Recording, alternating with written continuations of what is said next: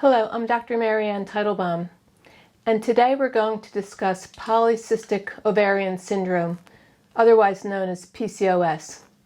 It's the most common hormonal condition affecting women of reproductive age, and the rates of PCOS are going up exponentially each year, to the point that we're now experiencing quite an epidemic, and it used to be rare about 100 years ago.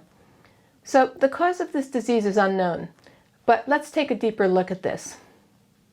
First of all, it's important to understand that mainstream medical doctors are trained to diagnose and treat disease.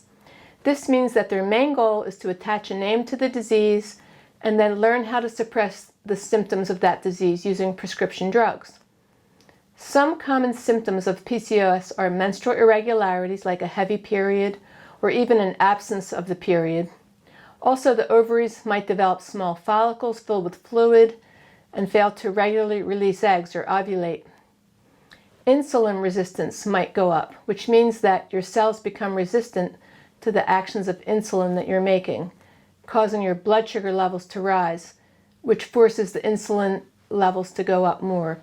So this excess insulin might increase androgen, a hormone, production, which causes difficulty with ovulation, lots of facial and body hair, severe acne, and even male pattern baldness. Also, cholesterol might go up as well. So for this syndrome, doctors are prescribing metformin to lower the blood sugar, birth control pills to bring on a regular menstrual cycle, statin drugs if the cholesterol becomes too high, and hormones to increase fertility and procedures to remove excess hair. Now, in Ayurveda, that's the system from India that I use. It's a 5,000-year-old tradition of holistic medicine. We take a much different approach. Before any prescription of herbs is given, the underlying causes need to be addressed, which ultimately means that the underlying causes are in fact different for each person. This is why we don't have a specific protocol for any of the diseases we treat. There's no cookie-cutter approach. And the same is true for PCOS, but at least here in this video, I can give you an overall way to look at this disease, or any disease for that matter. The trick is that you want to keep working your way backwards, always looking to go deeper and deeper into why this happened in the first place. You know, I see so many women with PCOS each year, with new cases presenting to my office every week. Here's a better way to approach this disease rather than just prescribing numerous drugs for each symptom. You're just chasing symptoms around the body, and not only are there dangerous side effects to these drugs, but the bigger issue is that they're not addressing the root causes. So, for example, metformin just lowers the blood sugar, but it doesn't fix the underlying reason that the blood sugar is high in the first place. The birth control pill just gives you breakthrough bleeding each month when you stop the pill for that week, which makes it look like you now have a regular period, but you don't. You just have breakthrough bleeding. Cholesterol-lowering drugs called statin drugs just do that. They lower cholesterol, but they don't fix the underlying reasons for the high cholesterol, which usually come from problems with the liver and gallbladder. And how safe is it to take fertility drugs to force the issue? Could it be that the patient's body is so far out of balance and nature is keeping you from getting pregnant for a reason? Is it wise to just force our ovaries to ovulate like that while overlooking the underlying reason that this person isn't ovulating? And I wonder what the offspring will be like if we force the person to get pregnant while their body is giving you signals all over the place that the physiology must be fixed before this person should get pregnant to ensure a healthy and happy baby. So here's how I manage my PCOS patients. First, we want to look at all the multifaceted layers happening all at once. Don't get confused by the name PCOS. It's actually just a bunch of different imbalances that we need to look at, identify them, and fix them. First, we want to figure out why the ovaries have cysts. And to do that, we need to look at the gallbladder function and make sure the bile's flowing out of the gallbladder. Many people have sluggish bile flow many times in a lifetime. Try to look at my video on the gallbladder that I made on YouTube to see why this happens. And if the gallbladder doesn't squirt out its bile regularly, the estrogen will build up.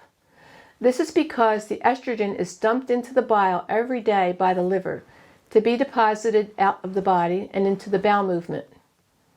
But if the bile doesn't flow and just sits there stagnating in the gallbladder, the estrogen will eventually reabsorb back into the bloodstream and create a situation of high estrogen, low progesterone. So then we have to give herbs for thinning out and promoting the flow of bile out of the gallbladder, but at the same time trying to see what that particular patient might be doing wrong to create the stagnant bile flow in the first place. Then we must recalibrate the ratio of estrogen to progesterone using very specific herbs, and they're highly effective. In my practice, we usually see that the thyroid gland is at the root of the low bile flow and ultimately at the root of PCOS. Then we have to see what is that person doing wrong to contribute to low thyroid function.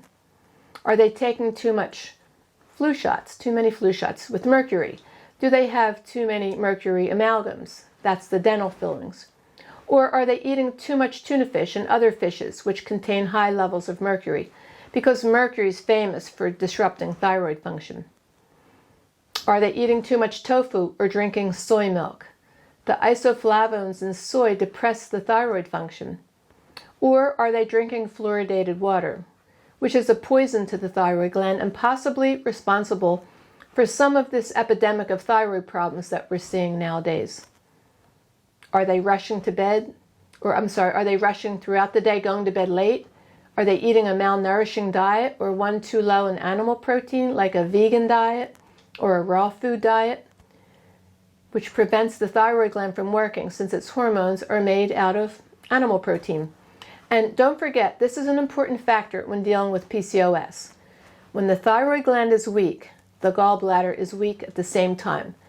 The two go out of balance simultaneously for reasons I talked about in my book called Healing the Thyroid with Ayurveda. And again, when the gallbladder function becomes sluggish, the estrogen will go up because it's reabsorbing every day back into the bloodstream, and this is what causes many cysts to grow on the ovaries. Because that's what estrogen does. It makes things grow. It made your breasts and hips grow at puberty. It makes the lining of the uterus build up. It's called the endometrium. This is what women shed every month during their menstrual cycle if they're not pregnant. But we don't want too much estrogen to hang around. This is why the body is so smart to get rid of it every day. The liver breaks it down, dumps it into the bile, which then squirts it into the intestines, and it exits out of the body into the bowel movement every day, unless your bile isn't flowing because your thyroid gland is weak. So we instruct the patients to have a proper diet so they can lose weight, which helps their insulin resistance. But at the same time, we have numerous Ayurvedic herbs to help with insulin resistance. For example, did you know that cinnamon increases insulin sensitivity by 20%? Just regular cinnamon. And we have even better herbs, which contain berberine, which has been shown to decrease insulin resistance as well. And really, nature has given us an abundance of herbs to heal the liver, which is also at the root of PCOS. People from many countries around the world eat vegetable oils, but they turn into a poison when you heat them. And since everything you swallow has to be processed by the liver, when you eat the vegetable oils, you automatically damage your liver cells and impair its function. But thankfully, we have so many herbs to clean and heal the liver cells, and the liver is at the root of insulin sensitivity. You know, the ironic thing is that metformin, which is used for the insulin resistance, actually damages the liver. So the use of metformin in PCOS is very counterintuitive and not recommended. We have great herbs which target the liver, allowing the blood sugar to go down. And the liver and gallbladder are both responsible for clearing cholesterol from the blood.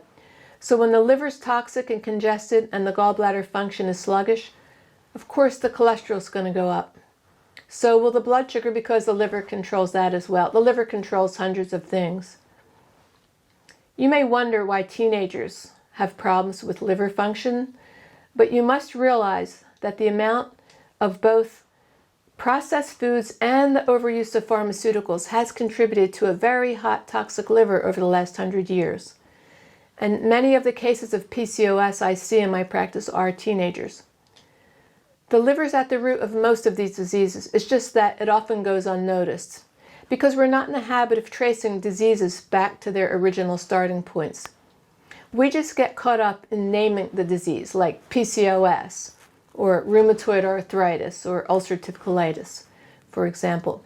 And the underlying causes of these diseases remain forgotten and then untreated. We also instruct our patients in a healthy diet, making sure they avoid the highly estrogenic foods like fennel seeds and fennel root, tofu, and soy milk. And we instruct them in our Ayurvedic cleansing techniques to get rid of the toxins, which are upsetting the liver and the immune system, thrusting that patient into autoimmune diseases. PCOS is actually considered an autoimmune disease. So for PCOS, and any disease for that matter, you must always try to find the root cause of the disease process, which are slightly different in each case and usually more than one cause. Once you figure out the underlying causes and fix them, the body's fully capable of healing itself naturally, especially when the diet's healthy, the person goes to bed early, and they learn correct Ayurvedic detox, which, by the way, should be monitored by your Ayurvedic physician. So I hope you enjoyed learning about a better way to treat PCOS. Thanks for listening. Take care.